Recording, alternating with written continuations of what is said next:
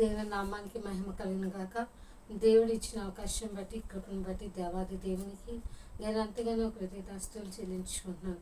మా తండ్రి అనే దేవుని బట్టి ఈ దినంగా మళ్ళీ ఆయన సన్నిధిలోకి మనం రావడానికి ఆయన ఇచ్చిన కృపను బట్టి, అవకాశం బట్టి మన పరిశుద్ధమైన తండ్రికి ఎంతగానో మన కృతజ్ఞతాస్తుతులు చెల్లి ఈ దినం చూడాలంటే ఆయన కృప, ఆయన యొక్క అంటే ఆయన కృప లేనిదే మనం బ్రతకలేము. ఈరోజు ఈ దినం చూస్తున్నామంటే ఆయన కృప, ఆయన దైవాలు మాత్రమే. ప్రేమైన దేవుని బిడ్డ మన వాక్యంలోకి వెళ్దాం. సామెత పరమగీతములు 15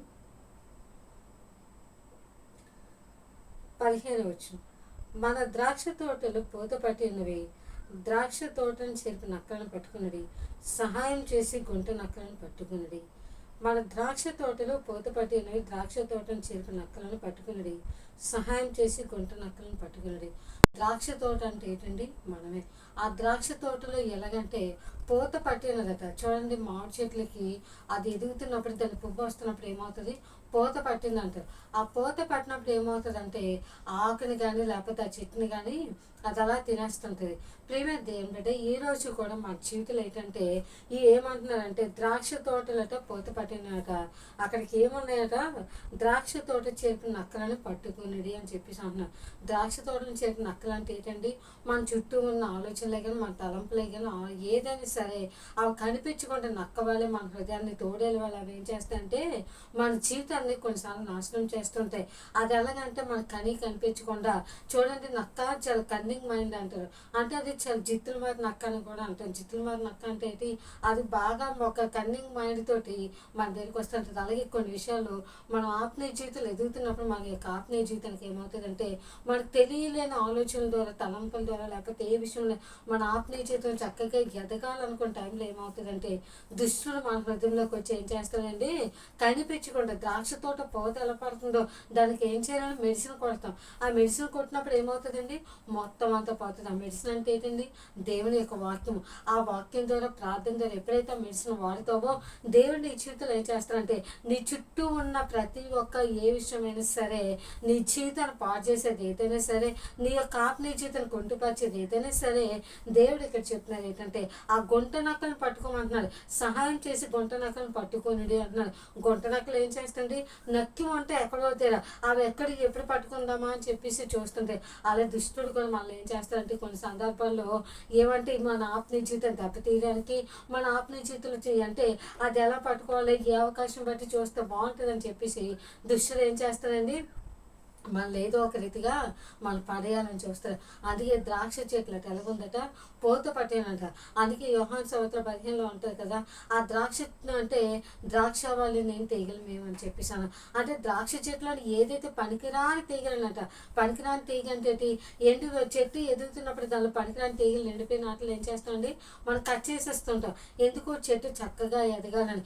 అలాగే ఈరోజు చూసిన పరమగీతాల్లో కూడా అంటుంది ఏమనంటే మన ద్రాక్ష తోట పూత పట్టినదట, సహాయం చేసి గుంట నక్కలను కూడా పట్టుకోమంటున్నాడు. ఈ నక్కలు అంటే మన ఆత్మీయ జీవితంలో ఏదైతే దుష్టుడు లేకపోతే మన చుట్టూ ఉన్న ఏదైనా సరే మన జీవితాన్ని నాశనం చేయాలని, లేకపోతే ఏదో ఒక సందర్భంలో అయ్యి ఇంకెందుకు నీ జీవితం ఎందుకు, లేకపోతే అది కనిపించకుండా దుష్టుడు ఏం చేస్తారు? మన జీవితాన్ని పరోక్షముగా ఎలాగంటే మనం నాశనం చేయాలని చూస్తుంటారు. ఎవరు మాటల ద్వారా మనకు తెలియకుండా ఆ గుంట నక్కలు వాళ్ళే అవి మనుషులు మనల్ని ఏం చేస్తారని కొంతమంది మనల్ని ఏ రీతిగా అయితే ఎలా చేస్తే ఎలాగైతే మనం డౌన్ అయిపోతామా, ఎలాగైతే మనం ఆత్మీయ జీవితం కుంటుపడుతుంది అని చెప్పేసి దుష్టులు ఏం చేస్తారు? ఎవరో ఒక ద్వారా మళ్ళీ గాయపెడుతూనే ఉంటుంది. ఆ ద్రాక్ష తోట పూత పట్టడానికి కారణం ఏంటంటే అది మన యొక్క ఆత్మీయ జీవితం మనకు తెలియకుండానే, చూడండి, ఆకు చక్కగా ఉంటుంది, దాని చుట్టూ ఏమవుతుంది? పూత పట్టేసి ఉంటుంది. మన మామిడి చెట్లు చూసినప్పుడు దానికి ఎలాగ ఉంటుందండి? చిగురు వస్తూ ఉంటుంది. చక్కగా వచ్చినప్పుడు ఆ పువ్వుకి ఏమవుతుంది? పూత పట్టేసింది అంటారు. అలాగా మన యొక్క ఆత్మీయ జీవితానికి కూడా ఆ పూతలాగా ఏదైతే ఉన్నదో అది మనం తీసుకువేసుకోవాలంటే ఏం చేయాలంటే దేవుని వాక్యం ద్వారా, ప్రార్థన ద్వారా, యేసే సన్నిధిలో మనం ఎప్పుడైతే ఆయన సన్నిధిలో మోకరిస్తాం, మన తండ్రి సజీవుడైన తండ్రి, ఆయన గొప్ప దేవుడు, ఆయన ప్రేమకే కానీ ఆయన యొక్క ప్రతి దాంట్లో కూడా అంటే సాటి అనేది ఏది కూడా లేదు. ప్రేమైన దేవుని బిడ్డ వాక్యం అంటే నువ్వు ఎవరైనా సరే అయినా బాగా ఉన్నాను, బాగా నడుస్తున్నాను నువ్వు అనుకోవచ్చు. కానీ నీ ద్రాక్ష చెట్టు, నీ ద్రాక్ష తోట ఎలాగుంది అది నువ్వు పరిశీలించుకో. నీ ఆత్మీయ జీవితం ఎలాగుంది? ఆ నక్కలు అట్లా మనల్ని చెరిపివేసి నక్కలు పట్టుకొని, ఆ గుంట నక్కలు పట్టుకునేటప్పుడు అయ్యో నేను ఎక్కడ పడిపోతున్నాను, ఎలా ఉంటున్నాను పడిపోతున్నాను, ఏ విషయంలో నేను పడిపోతున్నాను, ఎలా జీవిస్తున్నాను అని చెప్పేసి అది ఎక్కడైతే నువ్వు వెతుక్కుంటావు ఆత్మీయ జీవితంలో. అందుకే ఇక్కడ అంటున్నాడు ఏమనంటే, ద్రాక్ష తోట చేర్పు నక్కలను పట్టుకొనిడి, సహాయం చేసి గొంట నక్కలను పట్టుకునిడి. సహాయం అంటే ఏంటండి? మన ప్రార్థన ద్వారా, మన యొక్క వాక్యం ద్వారా ఎప్పుడైతే నీ యొక్క వాక్యం అందుకే మనకు అర్థం అంటే అర్థం ఏం చేస్తుందండి? మనకు మొక్క మీద ఏం వచ్చిందో లేకపోతే ఏదైతే ఉందో ప్రతిదీ కూడా మనకి చూపిస్తుంది. అలాగే దేవుని యొక్క వాక్యాన్ని చదువుతున్నప్పుడు ఆ గొంట నక్కలు ఎలాగొస్తున్నాయి, అది మన ఆత్మీయ జీవితంలో ఎలా ప్రవేశిస్తున్నాయి అని చెప్పేసి అవి ఎలా తెలుస్తుందని వాక్యం ద్వారా చూసుకునేటప్పుడు, ప్రార్థన ద్వారా ఆయనతో సహవాసం చేసినప్పుడు అది నీకు తెలుస్తుంది. ప్రియమైన దేవుని బిడ్డ, ఈరోజు వాక్యం అంటే నువ్వు ఎవరైనా సరే దేవుడు మన జీవితంలో ఒక కార్యం జరిగించాలంటే ఆ ద్రాక్ష తోటకి ఏం చేయాలి? పూత పట్టిన దానికి మనం ఏం చేయాలంటే ఒక మందు అనేది ఉపయోగించాలి. ఆ మందు అంటే ఏంటండి? దేవుని యొక్క వాక్యాన్ని, ఆ ప్రార్థన మనం ఎప్పుడైతే ఆ మెడిసిన్ అది దాని మీద ఉపయోగిస్తామో ఆ ద్రాక్ష తోట పూత పట్టిందంతా కూడా చూడండి. చెట్లు కొంతమంది ఏం చేస్తారు? మందు కొడుతుంటారు. ఎందుకు? అక్కడ పురుగైనా ఏదైనా సరే అంటే ప్రతిదీ కూడా పోతుంది. ఇంకా ఏం చేస్తారండి? నక్కలు ఎక్కడ వస్తాయని దాని చుట్టూ ఏం చేస్తారండి? ఫెన్సింగ్ లాగా వేస్తారు. కొన్ని నాట్లకి ఏం చేస్తారు? ఆ నక్కలు ఎక్కడ వస్తున్నాయో దాన్ని పట్టుకోవాలని చెప్పేసి కూడా ఏం చేస్తారు? ఏదో ఒక పని ఉద్దేశించి పెడతారు. అలాగే ఈరోజు మన కాపుని జీవితాన్ని కూడా సాతానుడు ఏ రీతిగా మనం ఏ వాళ్ళు చిక్క పెట్టాలని చూస్తారో, లేకపోతే ఎవరి ద్వారా మనం బాధ పెట్టాలని చూస్తారో అలాంటి నక్కలు మనం ఏం చేయాలంటే అంటే మన ఆత్మీయ జీవితాన్ని కొంగదీసే ప్రతిదీ కూడా ఏం చేయాలంటే మనమాట సహాయం తీసుకోవాలంటే ఎవరి ద్వారా?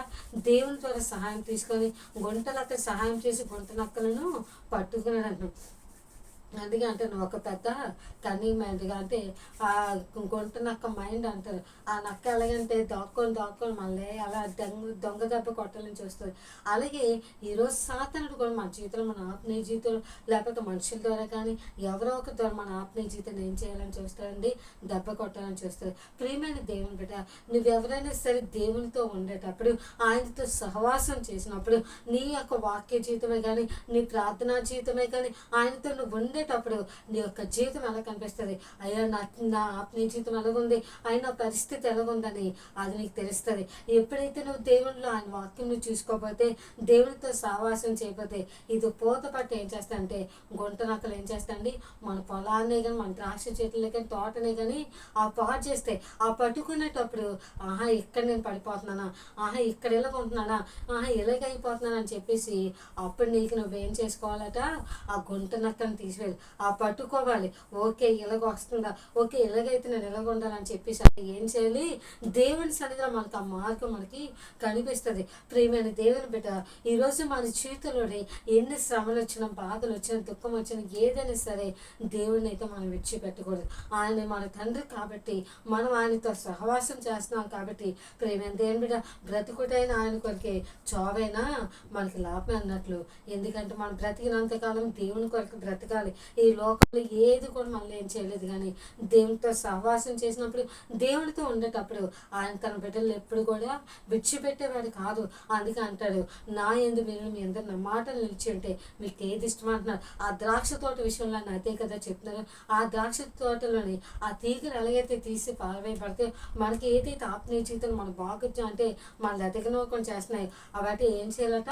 మనం తీసివేసుకోవాలి. ఆ గుంట నక్కలు పట్టుకొని తీసివేసుకోవాలి. ప్రేమైన దేవుని బిడ్డ, ఈరోజు వాక్యం అంటే నువ్వు దేవుడు ఒకటే చెప్తున్నావు, మన ఆత్మీయ జీవితానికి ఏదైతే పూత పడుతుందో, మన ఆత్మీయ జీవితం ఏదైతే కృంగతీస్తుందో, మన ఆత్మీయ జీవితాన్ని ఏ దుష్టులు అయితే మనల్ని ఇబ్బంది పెడుతున్నారో అవన్నీ అంటే ఏం చేయాలంటే ప్రార్థన ద్వారా దేవుని సన్నిధికి వెళ్ళాలి. వాక్యం ద్వారా దేవుని సన్నిధికి వెళ్ళేటప్పుడు నీ జీవితంలో ఏమవుతుందంటే ఆయన యొక్క కార్యం చూడగలవు. ప్రియమైన దేవుని బిడ్డ, యేసయ్య మనతో ఉండేటప్పుడు మన జీవితంలో ఇంకా దేవుని నామానికి మహిమ కలుగును గాక. దేవుడు మన జీవితం ఏంటంటే ఏ బాధ వచ్చినా ఆ గొంతు నక్కలట మనం పట్టుకొని ఏం చేయాలంటే ఓకే ఈ తెలుగు ఉందా నా పరిస్థితి, ఆత్మీయ చిత్రం మనం ఎదగడానికి చూడాలి. ప్రియమైన దేవుని బిడ్డ, మనం మంచి దినాల్లో ఉన్నాం. ఎందుకంటే కరవరి దినాల్లో ఉండేటప్పుడు యేసయ్య చెప్పారు కదా, మనం ఉండేది కొద్ది కాలమే ఈ భూమి మీద.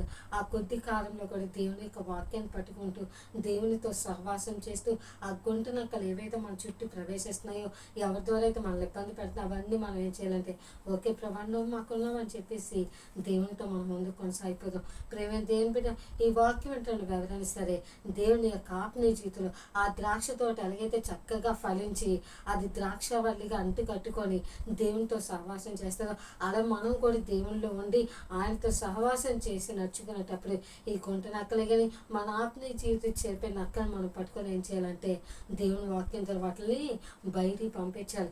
మన ఆత్మ ఆలోచనలో తలంపులతో ఉద్దేశంతో ఏది రీతిగా అయితే వస్తుందో ఎవరి ద్వారా అయితే ఇబ్బంది పడుతుందో ఓకే ప్రభా అని చెప్పేసి దేవుని సంగపడ ప్రేమ దేవుని బిడ్డ నీ ఆత్మీయ జీవితం. అందుకే మన రక్షణను మనమే కాపాడుకోవాలి, మన ఆత్మీయ జీవితాన్ని మనమే కాపాడుకోవాలి.